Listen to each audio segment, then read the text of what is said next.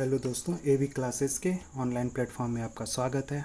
हम लोक प्रशासन के अंतर्गत प्रशासन के सिद्धांतों को देख रहे थे और प्रशासन के सिद्धांतों के अंतर्गत मैंने आपको हेनरी फ्योल का जो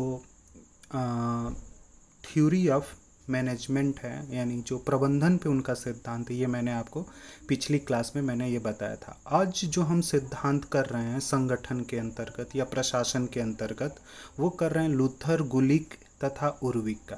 लूथर गुलिक जो हैं वो संस्था में किस चीज़ को सबसे अधिक महत्व देते हैं बच्चे, तो एक डिफिनीशन है, उससे हम समझने की कोशिश करते हैं। गुलिक तथा उर्विक ने संस्था में लोगों की अपेक्षा प्रशासन की संरचना पर अधिक ध्यान दिया जाता है। बच्चे यही एक आलोचना का कारण भी बनता है कि जो शास्त्रीय प्रशासन के सिद्धांत है उसकी आलोचना क्यों की जाती है। तो जर्नलिस्ट वहाँ पे ध्यान में रखना है कि जो शास्त्रीय प्रशासन है बच्चे, जो शास्त्रीय प्रशासन के सिद्धांत है उसकी आलोचना का कारण यही बन जाता है क्योंकि प्रशासन की संरचना पर अधिक बल दिया जा रहा है, लोगों को कोई महत्व नहीं दिया रहा। जबकि कोई संगठन जो है ना वो सिर्फ संरचना के वजह से कार्य नहीं करती है।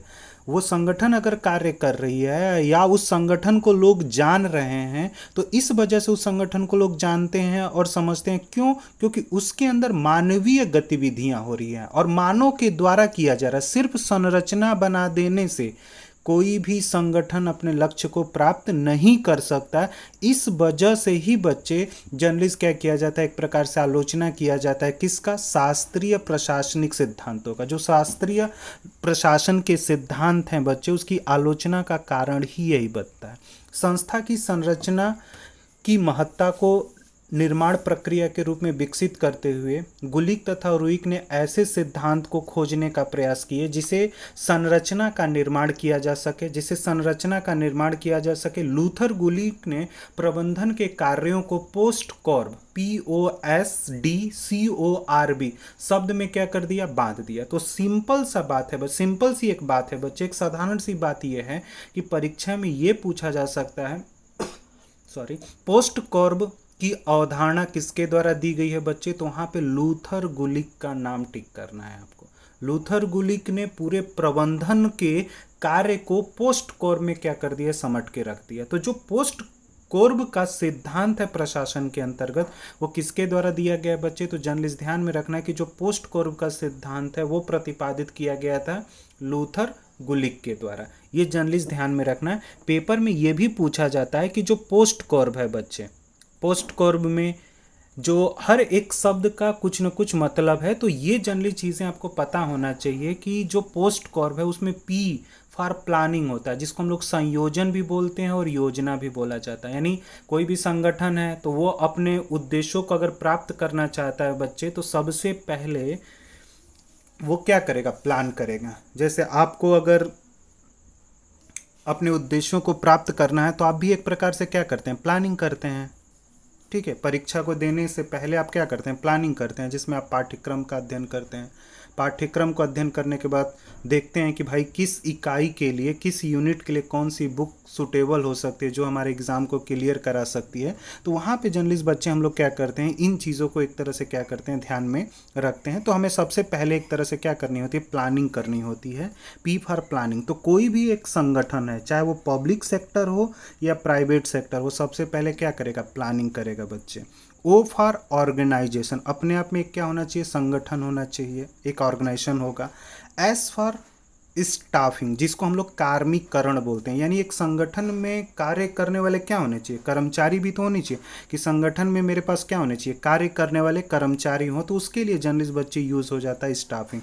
और D फॉर क्या होता है? निर्देशन, यानी डायरेक्शंस। तो जो कार्य करने वाले कर्मचारी हैं उसमें एक प्रबंधन भी होगा जो कर्मचारियों को या अधीनस्थ या सबऑर्डिनेट ऑफिसर्स को क्या करेगा? एक तरह से डायरेक्शंस देगा। कोऑर्डिनेशन, जो संगठन होता है बच्चे, उस संगठन में कई संरचना होते हैं। कई संरचना का मतलब उस संगठन में कई विभाग हो सकते हैं। उन विभागों के बीच में कोऑर्डिनेशन एक तो हमें करना पड़ता है। दूसरा जो सबऑर्डिनेट है और उसका जो अथॉरिटीज़ ऑफिसर है उसके बीच में भी एक कोऑर्डिनेशन होना चाहिए। तो प्रॉपर एक क्या करना पड़ेगा? आपको कोऑर्डिनेशन करना पड़ेगा।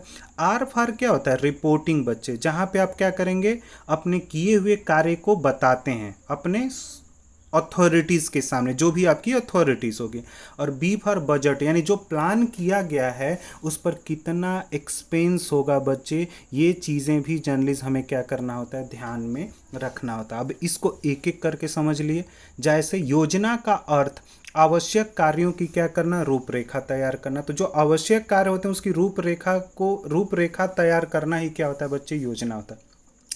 संगठन में दो तरह के लोग होते हैं। संगठन दो तरह की गतिविधियां करता है, क्रिया करता है। एक तो मानवीय और दूसरा भौतिक क्रिया।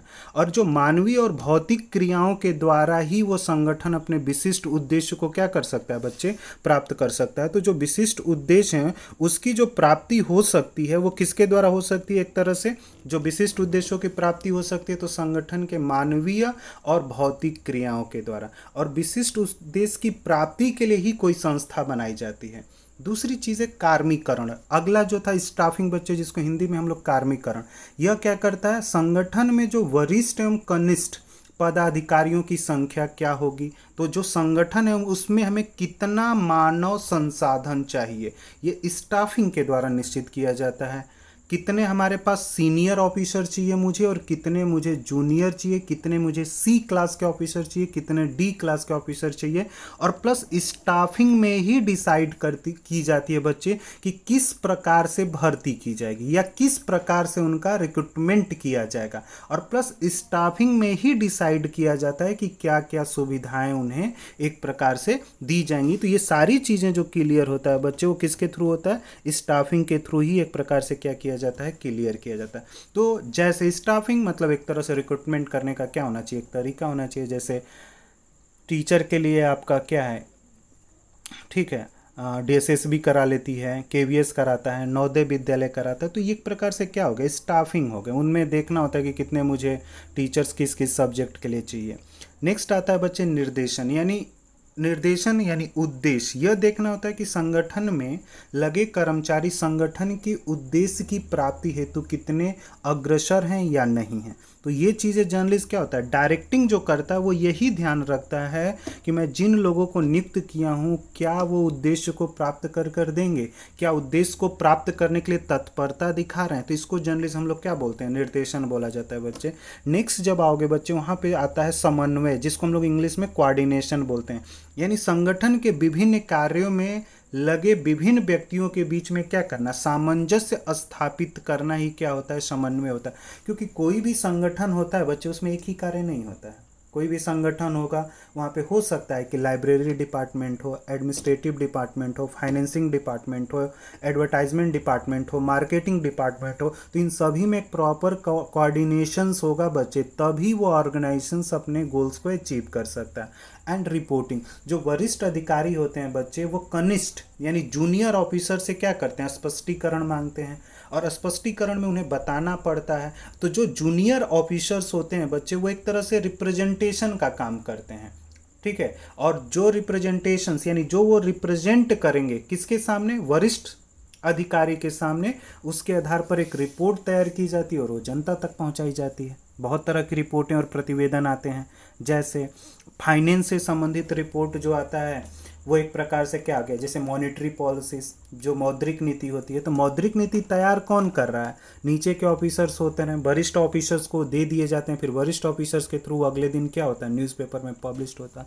और बजट के द्वारा आगामी वर्ष के लिए आय व्यय का लेखा जोखा क्या करना, तैयार करना। तो जो संगठन है बच्चे जब वो उद्देश्य निश्चित करेगा, अपना एक लक्ष्य निश्चित करता है, तो उसे प्राप्त करने के लिए उसके पास क्या होना चाहिए, एक बजट होना चाहिए। तो बजट जो होता है बच्चे वो वर्तमान का भी होता है और आगामी वर्ष का भी होता है। जैसे आप अपने सामान्य बजट को देख सकते हैं, उसमें वर्तमान समय का भी बजट होता है, आगामी। यानी जैसे बजट अगर इस बार का आया है, वित्तीय बजट जो हमारा है वो 20 और 21 का है, तो मतलब 20 में जो जो चीज़ें खर्च करनी है, मतलब जो आय और व्यय होगा उसका विवरण है, और 21 में जो होगा वो चीज़ें भी विवरित की जाती हैं। तो बजट जो होता है वो पूरा उसके अंदर एक प्रकार से क्या होता है बच्चे, लेखा एंड जोखा होता है। अब एक चीज अबे हमें ये देखना होता है कि पोस्ट कौरव विचारधारा की आलोचना की जाती है, और जो पोस्ट कौरव विचारधारा की आलोचना की जाती है वो किसके द्वारा की जाती है? मानव संबंधी जो दृष्टिकोण है बच्चे, क्योंकि मानव संबंधी जो दृष्टिकोण है वो एक प्रकार से पोस्ट कौरव विचारधारा की आलोचना करता है। क्यों आलोचना कर रहा है? क्योंकि संगठन में आप संरचना को महत्व दे रहे हो, लोगों को महत्व नहीं दे रहे हो। आपके लिए संरचना महत्वपूर्ण हो जा रहा है, विभाग महत्वपूर्ण हो रहा है, वहां पे कार्य करने वाले जो लोग हैं वो बहुत महत्वपूर्ण नहीं है। इस वजह से उद्देश्यों को प्राप्त करने में एक प्रकार से क्या हो सकता है? दिक्कत होता है।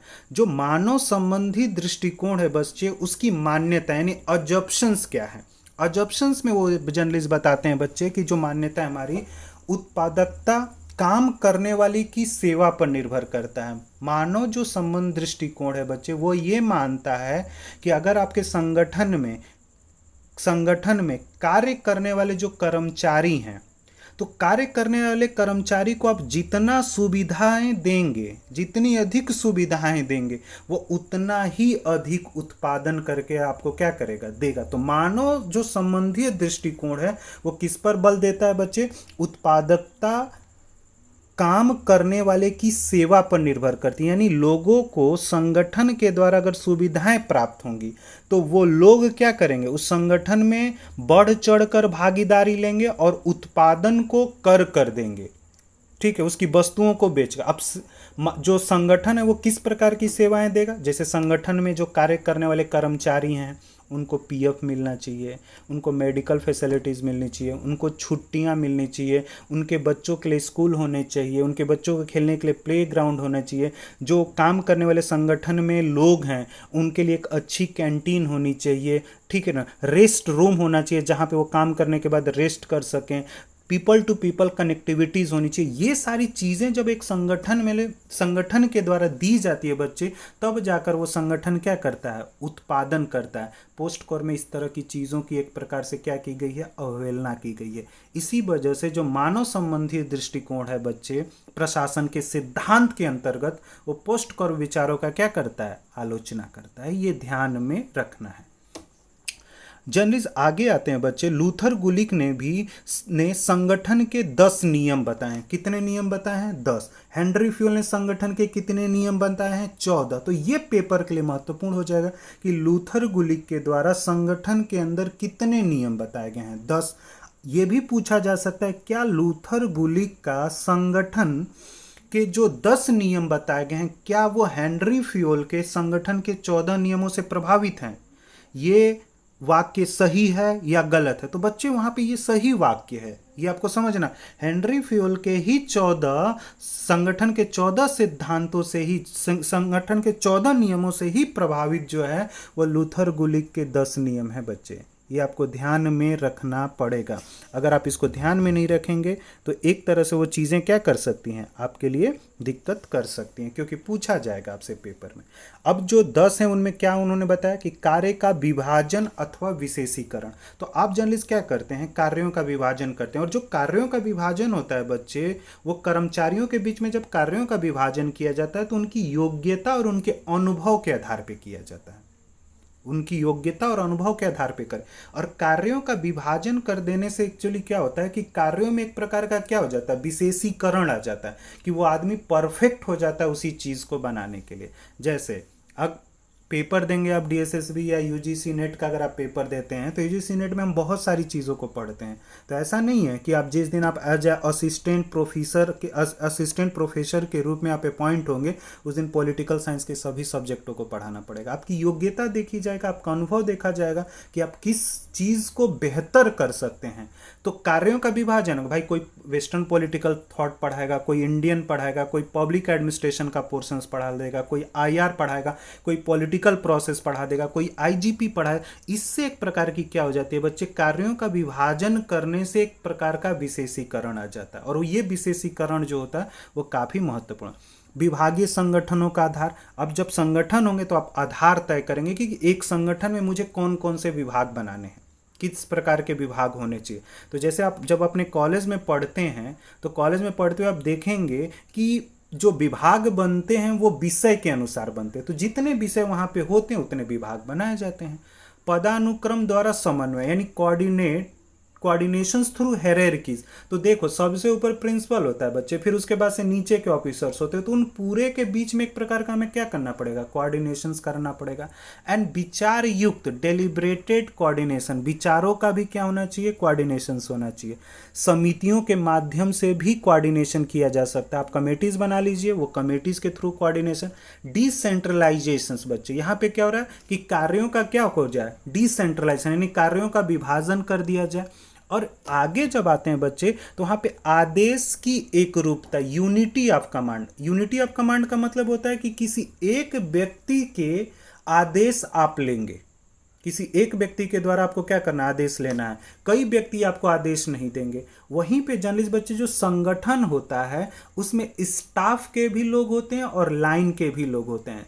अब लाइन और स्टाफ ये एक अलग पब्लिक एडमिनिस्ट्रेशन में क्या है, टॉपिक है बच्चे, लाइन, स्टाफ एंड ऑक्सिलरी, कार्मिक व्यवसाय। तो जो स्टाफ और लाइन, लाइन जो होता है बच्चे, लाइन में कौन लोग आते हैं, जो मैनेजमेंट के लोग होते हैं, जो क्या करते हैं, नीतियों का निर्माण। और स्टाफ क्या करता है, जो मैनेजमेंट नीति बना कर देगा उसको स्टाफ क्या करता है, काम करता है। डेलीगेशंस, ठीक है, प्रत्यायोजन भाई दिखाना पड़ेगा। और स्पैन ऑफ कंट्रोल, मतलब एक नियंत्रण का क्षेत्र होना चाहिए, यानी एक सुपरवाइजर कितने कर्मचारियों को क्या करेगा, कंट्रोल करेगा। तो स्पैन ऑफ कंट्रोल का मतलब होता है कि एक व्यक्ति कितने लोगों को कंट्रोल कर सकता है। जैसे टीचिंग में बोला जाता है कि भाई 30:1 का रेशियो रख लीजिए, यानी 30 जो टीचर हैं, 30 जो बच्चे हैं, जो 30 बच्चे हैं उनके लिए एक टीचर होना चाहिए। बड़ी क्लासेस में, छोटी क्लासेस में हम थोड़ा सा बच्चों का रेशियोज बढ़ा देते हैं, टीचर के रेशियोज को भी उसी तरह से क्या कर लेते हैं, एडजस्ट करें। तो स्पैन ऑफ कंट्रोल का मतलब होता है बच्चे कि एक ऑफिसर्स कितने एम्प्लॉइज को कंट्रोल करेगा, उसको स्पैन ऑफ कंट्रोल बोलते हैं बच्चे। आई बात समझ में। इस पे क्वेश्चन में पूछा जाता है कि स्पैन ऑफ कंट्रोल का अप्रोच हम लोग किसके एडमिनिस्ट्रेटिव प्रिंसिपल में देखते हैं, प्रशासन के सिद्धांत में देखते हैं। तो लूथर गुलिक का नाम लेना है बच्चे। सबसे पहले लूथर उर्विक, लूथर के नाम में, लूथर गुलिक में देखा जाता है, देन उसके बाद से उर्विक का नाम आता है बच्चे। आगे जब आते हैं बच्चे तो उर्विक ने भी संगठन की कार्यकुशलता एवं प्रभावी बनाने के लिए, यानी संगठन जो है बच्चे उसको कैसे कार्यकुशल बनाया जाए और कैसे प्रभावी बनाया जाए, तो उन्होंने भी जर्नलिस्ट बच्चे क्या किया था, 8 नियम बताए थे कि इन 8 नियमों को आप क्या करें, फॉलो करें। तो आपसे हो सकता है बच्चे पेपर में पूछा जा सकता है कि उर्विक ने संगठन को कार्यकुशल और प्रभावी बनाने के लिए कितने नियम दिए हैं। तो वहाँ पे बच्चे ध्यान में रखना है कि उन्होंने 8 नियम बताए थे, और 8 नियम में क्या है, उद्देश्य का नियम है, यानी प्रिंसिपल ऑफ ऑब्जेक्टिव। आपको डिसाइड करना पड़ेगा कि आपके काम का उद्देश्य क्या है, ठीक है, उद्देश्य डिफाइन करेंगे जिससे कि सभी लोगों को समझ में आए कि हम काम क्यों कर रहे हैं और किसके लिए करें। सादृश्यता यानी प्रिंसिपल ऑफ कॉरस्पॉन्डेंस, ठीक है, मिलजुल कर काम करना होता है। प्रिंसिपल ऑफ रिस्पॉन्सिबिलिटी यानी उत्तरदायित्व। तो जर्नलिस्ट क्या होता है, जब आप कार्य अलॉट कर देते हैं तो वो व्यक्ति उस कार्य के लिए क्या हो जाता है, उत्तरदायित्व हो जाता है। स्केलर प्रिंसिपल यानी पद सोपान होता है, तो वो जब पद सोपान जो क्रिया होती है बच्चे वो ऊपर से नीचे चलती है, तो जो आदेश होते हैं ना वो ऊपर से नीचे के तरफ आते हैं, और जो सलाह होते हैं वो नीचे से क्या होता है, ऊपर की तरफ जाता है। तो इसी को जनरली स्केलर प्रिंसिपल बोलते हैं। नियंत्रण के विस्तार का क्षेत्र, प्रिंसिपल ऑफ स्पैन कंट्रोल, यानी एक ऑफिसर्स कितने एम्प्लॉइज को कंट्रोल करेगा, ये आपको फिक्स करना पड़ेगा। एंड प्रिंसिपल ऑफ स्पेशलाइजेशन बच्चे, वहाँ पे तुम्हें प्रिंसिपल ऑफ स्पेशलाइजेशन मतलब निश्चित करना पड़ेगा कि कौन व्यक्ति किस कार्य को कर सकता है, ये जरूरी होता है। एंड प्रिंसिपल ऑफ कोऑर्डिनेशन, एक कोऑर्डिनेशन करिए। और प्रिंसिपल ऑफ द डिफिनीशंस, एक प्रॉपर परिभाषा बना दीजिए जिससे कि अगर कोई प्रॉब्लम होता है तो उसको क्लियर करने में आपको कोई दिक्कत ना हो। तो ये चीज़ें जर्नलिज्म हम लोग यहाँ पे देखते हैं। तो उर्विक में 8 हमने देख लिया। आगे जो अप्रोचेस पढ़नी होती है बच्चे, उसमें आता है एक और अप्रोचेस में, वो आता है मूनी एवं रेले का विचार। ये भी संगठन के शास्त्रीय विचारकों में आते हैं, ठीक है, मूनी एवं रेले के विचार। और इनकी बुक है बच्चे ऑनवर्ड इंडस्ट्रीज, ठीक है ना, जहाँ पे संगठनात्मक सिद्धांत के विकास की चर्चा की है। और मूनी रेले ने संगठन के 4 नियम बताए बच्चे, ठीक है, जहाँ पे वो कोऑर्डिनेशंस प्रिंसिपल, ठीक है, यानी कार्यों में एक समन्वय होना चाहिए। स्केलर प्रिंसिपल की बात कर देते हैं कि स्केलर मतलब एक श्रेणीबद्ध नियम हो, ठीक है। एंड डिवीजन ऑफ वर्क, कार्यों का एक विभाजन कर देने से जनरली ये हो जाता है बच्चे कि अगर हम कार्यों का विभाजन कर लेते हैं, कार्यों का विभाजन कर देने से जो कार्य होते हैं उनके विभाजन कर देने से हमारे बहुत सारे काम क्या हो जाते हैं, आसान हो जाते हैं। तो एक प्रॉपर हमें क्या करना होता है, कार्यों का एक विभाजन करना होता है। तो आप कार्यों का अगर प्रॉपर विभाजन कर देते हैं तो कार्य जो हैं वो आपके बहुत जल्दी हो जाते हैं, उस कार्य में कोई देरी नहीं होती। स्केलर प्रिंसिपल मतलब कार्य जो है वह श्रेणीबद्ध में होना चाहिए। डिवीजन ऑफ वर्क कर देने से कार्य में क्या हो जाएगा, विशेषीकरण आ जाता है और स्टाफिंग करनी ही पड़ेगी, आप लोगों को तो नियुक्त करना ही पड़ेगा ना। तो जनरली बच्चे स्टाफिंग ये तो यहाँ पर जनरली अब क्या है कि मुनि जैसे रेले को हमने पढ़ा तो मुनि रेले ने बुक उनकी पूछी जा सकती है पेपर के लिए। दूसरा क्वेश्चन ये पूछा जा सकता है कि संगठन के कितने नियम बताए हैं बच्चे, तो 4। इसी तरह से पोस्ट कॉर्प का कंसेप्ट किसने दिया है, प्रबंधन का सिद्धांत किसके द्वारा दिया जा रहा है। तो ये चीज़ें हमारी पेपर के लिए काफ़ी क्या हो जाती हैं, इंपॉर्टेंट हो जाती हैं, जिन्हें हमें क्या करना होता है बच्चे, ध्यान में रखना होता है। क्योंकि इन चीज़ों को अगर ध्यान में आप रखते हैं तो वो आपके लिए काफ़ी यूज़फुल हो जाता है पेपर फॉर। ठीक है बच्चे, तो आज की क्लास में बस इतना ही। अगली क्लास में जब हम लोग शुरू करेंगे बच्चे, तो हमने शास्त्रीय जो प्रबंधन के सिद्धांत है, शास्त्रीय प्रशासन के जो सिद्धांत है उसको हमने देख लिया। अगला जो हम करेंगे बच्चे वो करेंगे वैज्ञानिक सिद्धांत पे। F.W. टेलर ने किस प्रकार से समझाया है और क्या क्या संगठन में होना चाहिए, इसको हम लोग देख लेंगे। मैक्स वेबर का देख लेंगे एंड देन उसके बाद से दूसरे सेक्शन पे जाएंगे। तो आज के लिए बस इतना ही। Thank you.